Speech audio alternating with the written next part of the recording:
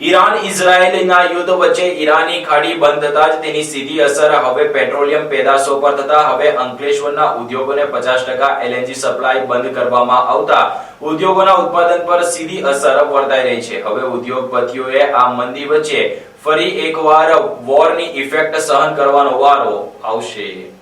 Middle east યુદ્ધની પરિસ્થિતિના પગલે વૈશ્વિક ઉર્જા સપ્લાય પર અસર જોવા મળી રહી છે। મિડલ ઇસ્ટમાં ચાલી રહેલા યુદ્ધના કારણે ગુજરાતના મોટા ઔદ્યોગિક વિસ્તારોમાં ચિંતા ફેલાય છે। ખાસ કરીને એશિયાની સૌથી મોટી ઔદ્યોગિક વસાહત અંકલેશ્વરના ઉદ્યોગો પર અસર પડી છે। અંકલેશ્વર અને પાનોલી જીઆઈડીસીમાં કેમિકલ અને ફાર્મા ઉદ્યોગકારો માટે ગેસ સપ્લાયમાં ઘટાડાની શક્યતા ઊભી થઈ છે। ગુજરાત ગેસ કંપની દ્વારા ઉદ્યોગોને મોકલવામાં આવેલી ઈમેલ સૂચના મુજબ એલએનજી ગેસની ઉપલબ્ધતા ઘટતા રજિસ્ટર્ડ ઉદ્યોગોને આપવામાં આવતો ગેસ પુરવઠો લગભગ 50% સુધી ઘટાડવામાં આવી શકે છે।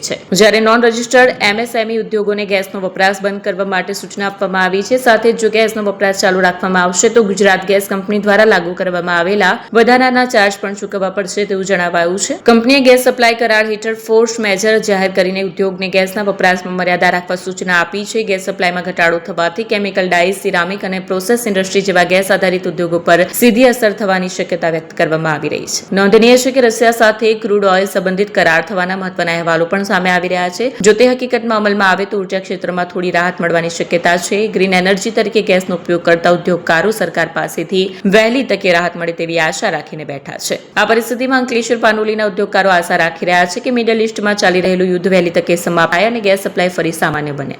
અચ્છા, ખાસ કરીને અત્યારે જે મિડલ ઇસ્ટ ને જે ખાડી દેશોમાં જે અને જે યુદ્ધો ચાલી રહ્યા છે એને લીધે ખાસ કરીને પેટ્રોલિયમ પ્રોડક્ટ છે લાઈક સોલવન્ટ્સ બધા અને ગેસ બંને આપણે ત્યાંથી આખું બંને પુરવઠો આપણે ત્યાં દેશમાં આવી રહ્યો છે, આયાત થઈ રહ્યો છે। તો એના રિગાર્ડિંગ કઈ તો ફાર્મા ઉદ્યોગ ઉપર એક અસર થશે, કારણ કે જે ગેસ લાઇનનું જે આજે ગુજરાત ગેસ લાઇનમાંથી જે કઈ એક સર્ક્યુલર આવેલો છે એને આધારિત બી લોકો બધા ચિંતામાં છે કે ભાઈ કઈ રીતે આપણે એને મેન્ટેન કરશું, કઈ રીતે આગળ કરશું ઉદ્યોગને રિલેટેડ।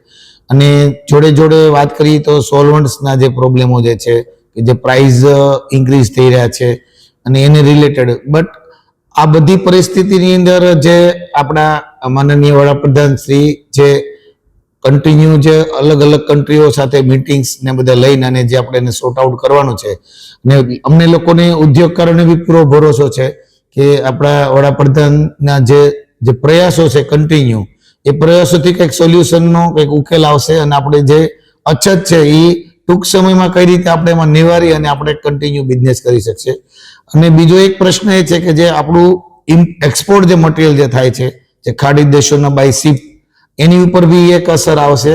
પણ એના જે કઈ લોકો જે પ્રયાસો કરી રહ્યા છે આપણા જે એક્સપોર્ટ બોડી બધી ગવર્મેન્ટની, તો અમે એવું અહેસાસ કરીએ છીએ કે ભાઈ બહુ શોર્ટ ટાઈમમાં આને રિલેટેડ એક સોર્ટ આઉટ થાય અને જે ઇન્ડસ્ટ્રીઝને જે કંઈક રેવન્યુ બેઝ ગવર્મેન્ટને જે ધક્કો મતલબ જે લોસ ઓફ ના થાય અને જે ટૂંક સમયમાં નિવારી શકાય એની ઉપર અમે લોકો બી ચિંતિત છીએ અને ગવર્મેન્ટ બી ચિંતિત છે। તો કદાચ માનો કે યુદ્ધ લાંબુ ચાલ્યું અને એની અંદર જે ગેસ પુરવઠા પર જો હાલમાં પણ કાપ મૂકવામાં આવે છે, તો યુદ્ધ લાંબુ ચાલશે તો ગેસ પુરવઠા પર જે સપ્લાય હમણાં જે કાપ મૂકવામાં આવેલો છે તો એની ઉપર ઉત્પાદનમાં કેટલી મોટી અસર થશે? યસ, ઉત્પાદનમાં તો 100% અસર દેખાશે જ, પણ જોડે જોડે ગવર્મેન્ટના એક પ્રયાસો ચાલી રહ્યા છે ગુજરાત ગવર્મેન્ટના, લાઈક અત્યારે આપણે એક સર્ક્યુલર એવું ગુજરાત બોર્ડનું જીપીસીબી તરફથી કે ભાઈ તમે જે લોકો બોઇલરમાં ગેસ યુઝ કરો છો તો એના માટે ઇમિડિયેટ કોઈ પણ પ્રકારની પરમિશન વગર તમને અત્યારે લાકડા અથવા જે બ્રિકેટ યુઝ કરી અને તમે જે ઉત્પાદનને અસર ના થાય એના માટે પ્રયાસો એક લેવલ ઉપર એક સર્ક્યુલર આવી ગયો છે। જોડે જોડે અનેક ટાઈપના સર્ક્યુલરો ઉપર ગવર્મેન્ટ, સ્ટેટ ગવર્મેન્ટ અને આપણી જે સેન્ટ્રલ ગવર્મેન્ટ સહિયારો કન્ટિન્યુ એ લોકો એની ઉપર ડિસ્કશનમાં છે। અમે લોકો બી એને રિલેટેડ અમારી પાસે બી અમુક રિવ્યુ આવતા હોય છે કે ભાઈ કઈ રીતે આને મેન્ટેન કરવું, કઈ રીતે આમાંથી બહાર નીકળવું, કારણ કે પરિસ્થિતિ વર્લ્ડ વાઇડ છે તો એને આપણે કઈ રીતે આપણે ખાલી ઇન્ડિયન ગવર્મેન્ટ અને આપણા સહિયારા પ્રયાસથી કઈ રીતે એમાંથી બહાર નીકળી શકીએ। તો આમાં ખાસ કરીને ઇન્ડસ્ટ્રીઝ અને ગવર્મેન્ટ એનું જેટલું બી સમન્વય થઈ અને જે કઈ ડિસ્કશનો થશે એ આપણા માટે બેસ્ટ પ્રયાસ રહેશે।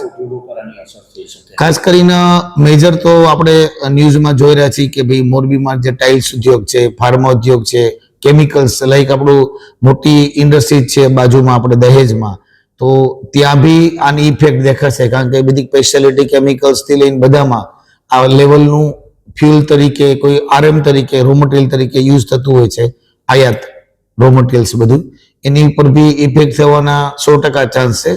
અને ખાસ કરીને એક રમૂજની વાત કરું તો એ છે કે ભાઈ જે રેસ્ટોરન્ટ ઉપર ખાસ, અને જે કેટર્સ કે જે લોકોને જે અત્યારે જે બોટલ્સ નથી મળતી, તો એ લોકો ઉપર બી અસર થવાની છે. અને બીજું એન્જિનિયરિંગ બિઝનેસ છે, એની સાથે હું સંકળાયેલો છું, એટલે એન્જિનિયરિંગમાં બી જે કટિંગ માટે જે ગેસ યુઝ થતો હોય એલપીજી, એના ઉપર બી આની માઠી અસર થશે એવું દેખાઈ રહ્યું છે. પણ અમને બી એક 100% આત્મવિશ્વાસ છે કે ભાઈ આપણી ગુજરાત ગવર્મેન્ટ અને સેન્ટ્રલ ગવર્મેન્ટ મળી અને આના માટેના જે કંઈ ઓપ્શનો કે જે કંઈ પુરવઠા માટેનું જે અત્યારનો જે ગેપ છે એ કેટલી ટૂંક સમયમાં એને મિનિમાઇઝ કરી અને જે કંઈ બેસ્ટ થઈ શકે એની પર કામ કરી રહ્યો છે, એ આપણા માટે ગૌરવની વાત છે કે આજે ઉદ્યોગ માટે કન્ટિન્યુ સેન્ટ્રલ અને સ્ટેટ ગવર્મેન્ટ ચિંતિત છે. એના માટે અમે ખાસ બંને ગવર્મેન્ટને આભારી છીએ કે ભાઈ અમારી જોડે તમે લોકોએ જે ખંભો આપેલો છે, તો અમને બી કંઈક વિશ્વાસ છે કે કંઈક આપણે આમાંથી ઉભરી શકશું એમ.